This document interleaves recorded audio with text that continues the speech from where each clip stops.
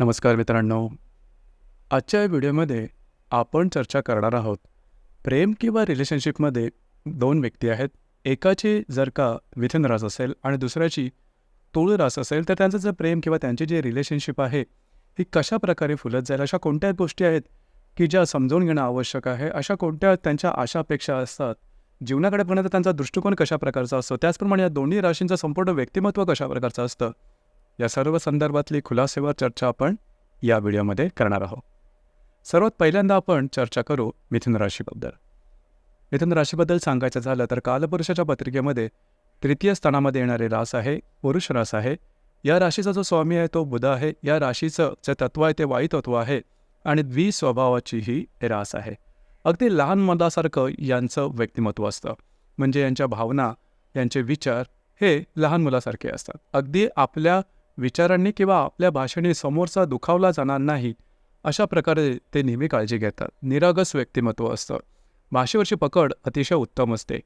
आकलनशक्ती, ग्रहणशक्ती उत्तम असते. लहानपणापासूनच प्रत्येक विषयावरती प्रश्न विचारायची त्यांची सवय असल्या कारणामुळे बऱ्याचशा विषयांवरची त्यांना माहिती असते. परंतु एखाद्या विषयावरती अगदी सखोल चांगली पकड असणं हे कधीकधी मिथुन राशीच्या व्यक्तींना जमत नाही. परंतु बऱ्याचशा विषयाबद्दलची माहिती चांगली असल्या कारणामुळे कुठल्याही व्यक्तीबरोबर अगदी सहजपणे संवाद साधला जातो. त्यामुळे संवाद साधण्याची हातोटी यांच्याकडे खूप चांगल्या प्रकारची असते. राहणीमानाबद्दल सांगायचं झालं तर नीटनेटकं सुव्यवस्थितपणा हा दिसतो, परंतु नेहमीच दिसेल असं काही मात्र नाही. फॅशनच्या बाबतीमध्ये ट्रेंडिंग फॅशन यांना आवडते. वेगवेगळ्या निरनिराळ्या प्रकारची फॅशन करणं हे यांना आवडतं. एकंदरीतच अस्थिरता हेच काय ते स्थिर तत्व या राशीमध्ये दिसून येतं. म्हणजे ह्यांच्या आवडीनिवडी, वागण्या बोलण्यातल्या त्यांच्या एकंदरीत संपूर्ण व्यक्तिमत्वाच्या जीवनाकडे बघण्याच्या दृष्टिकोनाच्या सगळ्यामध्ये नेहमीच अस्थिरता दिसून येते. म्हणजे बदलाव त्यांना आवडतो किंवा बदल सहन करणारी ही रास आहे. ह्यांचं बोलणं मगाशी सांगितल्याप्रमाणे अतिशय व्यवस्थित नीटनेटकं असतं आणि समोरच्याला मान देऊन नेहमी बोलतात. याचप्रमाणे यांची आकलनशक्ती आणि ग्रहणशक्ती ही सुद्धा खूप चांगली असते. इथे 2-3 गोष्टी थोड्याशा महत्त्वाच्या आहेत. बौद्धिकदृष्ट्या ही जी रास आहे ती तशी चांगली असते. दुसरी महत्त्वाची गोष्ट म्हणजे फार काही शारीरिक श्रमाची कामं ही या राशीला जमत नाही.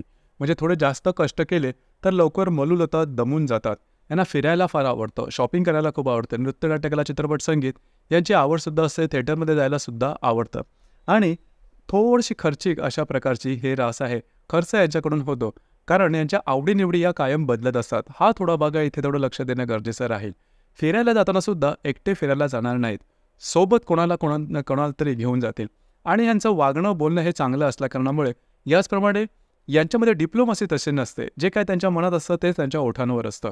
शेअरिंग करायला ह्यांना आवडतं आणि संवाद साधण्याची अतिशय चांगली यांची गोष्ट असल्यामुळे किंवा यांचा गुण असल्या कारणामुळे यांचा मित्रपरिवार फार मोठा असतो आणि त्यांच्यामध्ये शेअरिंग करायलासुद्धा यांना आवडतं. सध्याच्या युगामध्ये सोशल नेटवर्किंग प्लॅटफॉर्मवरती सर्वात जास्त कार्यरत अशा प्रकारची ही रास आहे मिथुन रास. भिन्नलिंगी व्यक्तीप्रती यांचं आकर्षणसुद्धा या राशीमध्ये तसं पाहिलं तर दिसून येतं. परंतु ते फार निरागस असतं. त्यामध्ये भावनिक जो आवड असते किंवा ओढ असते ही जास्त प्रमाणात दिसून येते. या राशीची जी माणसं असतात ही साधारणतः यांना कम्युनिकेशनशी त्याचप्रमाणे बौद्धिक क्षेत्राशी संबंधित जे कार्यक्षेत्र आहेत त्याच्यामध्ये त्यांची आवड आणि त्याच्यामध्येच ते करिअर करतात.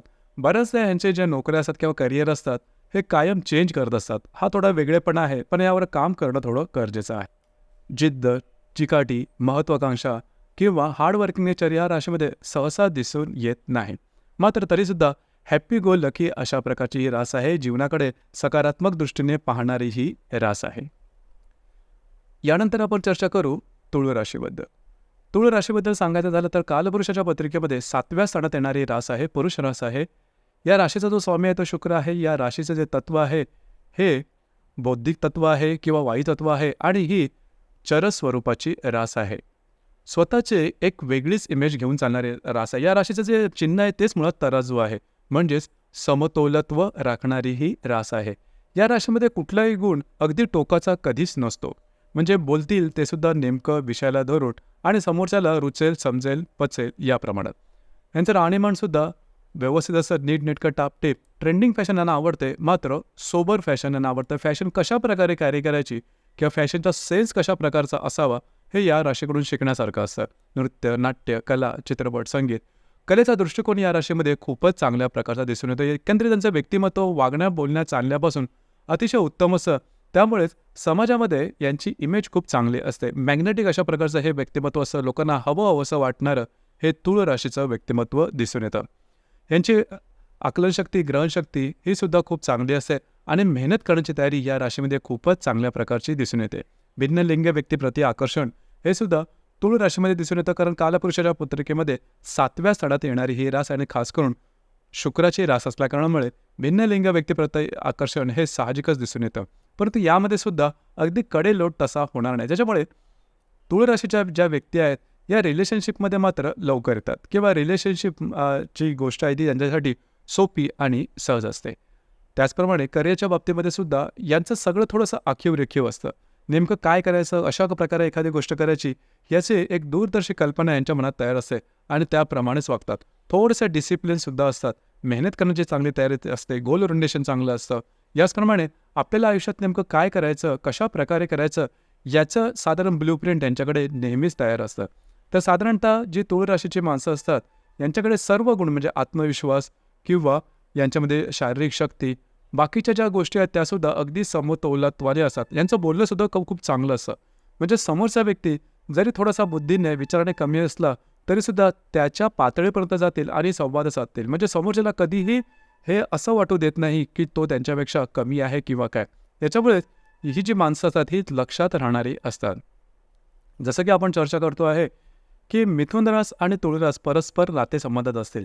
या दोन्ही राशी कालपुरुषाच्या पत्रिकेमध्ये परस्पर नवपंचम योगात येणाऱ्या राशी आहेत किंवा त्रिकोणी योगामध्ये येणाऱ्या राशी आहेत. त्याच्यामुळे या दोन्ही राशींची ज्या आवडीनिवडी आहेत, जसं की नृत्य, नाट्यकला, चित्रपट, संगीत यांची आवड, बौद्धिक समज, या दोन्ही राशींना खूप चांगल्या एक्सपोजरच्या या राशी आहेत. म्हणजे समाजासमोर येणाऱ्या या राशी आहेत. त्यामुळे या राशींचे बरेचसे गुणधर्म आहेत. त्यांच्या आवडीनिवडी, जगाकडे बघण्याचा दृष्टिकोन, त्यांचे विचार याच्यामध्ये बऱ्याच प्रमाणात साधर्म्य असतं. त्याच्यामुळे रिलेशनशिपमध्ये या दोन राशी आल्या तर तसं काय तू मैमय वगैरे होणं हा प्रकार फारसा होत नाही. तरीसुद्धा काही गोष्टीमध्ये दोन्ही राशीमध्ये फरक हा आहेच. जसं की मिथुन राशीच्या ज्या व्यक्ती आहेत या काय ना कमिटमेंट देता येत नाही किंवा यांची जी डिसिजन पॉवर आहे ती थोडीशी कमी आहे. एखाद्या गोष्टीवरती डिसिजन घेणं न घेणं याच्यामध्ये लवकर ते डिसिजन घेऊ शकत नाही किंवा त्याबद्दलचं थोडंसं द्विधा गोंधळ मनामध्ये उडतो. हा प्रकार तूळ राशीच्या व्यक्तींमध्ये दिसत नाही. तूळ राशीच्या व्यक्तींना काय करायचं काय नाही करायचं या संदर्भात त्यांच्या संकल्पना या स्पष्ट असतात आणि त्यांची कमिटमेंट ही एकदा तरी दिली तर ते पूर्ण करूनच दाखवतात. हा एक भाग यामध्ये दिसतो. आणि बघू करू हा प्रकार मिथुन राशीमध्ये दिसतो, परंतु तूळ राशीमध्ये दिसून येत नाही. आणि यामुळेच बहुधा या दोघांमध्ये छोटे मोठे वादविवाद होऊ शकतात. परंतु मोठ्या ज्या गोष्टी आहेत या संदर्भात ह्या ज्या दोन्ही राशी आहेत त्यांचे विचार किंवा यांची मतं ही सारखीच असतात. त्याच्यामुळे रिलेशनशिपमध्ये असल्या ते फार काय मोठे तंटे या दोन्ही राशीमध्ये दिसून येत नाही. आणि जर का ते झालेच तर त्या संदर्भात ॲडजस्ट करणं अतिशय महत्त्वाचं आहे. आता यामध्ये मिथुन राशी थोडीशी विशेष आहे, कारण मिथुन रास ही ॲडजस्ट करण्याला तयार असते. आपल्या मतावर ठाम राहणं, आपल्या मताशी तडजोड न करणं, इगो हा प्रकार मिथुन राशीमध्ये तसा पहिल्यांदा दिसून येत नाही. थोड्याफार प्रमाणात हा तूळ राशीमध्ये दिसून येतो. म्हणजे तूळ राशीच्या सान्निध्य संपर्कात तुम्ही बरेच दिवस राहिल्यानंतर त्यांच्यातला थोडासा अगदी सूक्ष्म प्रमाणात असणारा जो इगो आहे तो दिसून येतो आणि तो बऱ्याच वेळेस नातेसंबंधामध्ये त्रासदायक होऊ शकतो. त्या संदर्भात काळजी घेणं किंवा तडजोड करणं हे महत्त्वाचं आहे. तर एकंदरीतच मिथुन आणि तूळ राशी परस्पर समजा रिलेशनशिपमध्ये असतील तर फारसे काही प्रॉब्लेम येत नाही. समजा काही प्रॉब्लेम येत असतीलच तर तुमची जी कुंडली आहे ही पाहणं थोडंसं गरजेचं ठरतं. कारण आत्ता आपण जे विश्लेषण केलं राशींचं हे फक्त आणि फक्त चंद्रावर राशीवरून केलं. प्रत्येक पत्रिकेमध्ये चंद्रा व्यतिरिक्त बाकी 11 ग्रह असतात. ते वेगवेगळ्या राशी नक्षत्रात किंवा वेगवेगळ्या ग्रहांच्या योगात असू शकतात आणि त्याचे परिणामसुद्धा वेगवेगळे असू शकतात. तर कुंडली पाहून त्या संदर्भात जास्त खुलासेवर सांगता येऊ शकेल. तर मित्रांनो, हे होतं प्रेमामध्ये किंवा रिलेशनशिपमध्ये मिथुन आणि तुळ रास असेल तर त्यांचं प्रेम किंवा रिलेशनशिप कशा प्रकारे फुलत जाईल, त्यांचं व्यक्तिमत्व नेमकं कशा प्रकारचं असं या संदर्भातली चर्चा. आपल्याला हा व्हिडिओ कसा वाटला, आपण त्याचा अनुभव कशा प्रकारे घेतला नक्की कळवा. धन्यवाद.